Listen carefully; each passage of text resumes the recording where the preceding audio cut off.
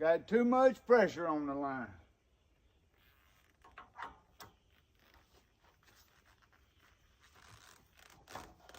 There we go. So a little trick that I've learned is if that hose won't go on there, you can kind of hold it up against it where it almost goes on, and they'll let some of that fluid leak out. And that releases a little bit of pressure, and then it'll slide on. Sometimes it works, sometimes it don't. There's been a couple of times where I'd take a crescent wrench and bleed out that line.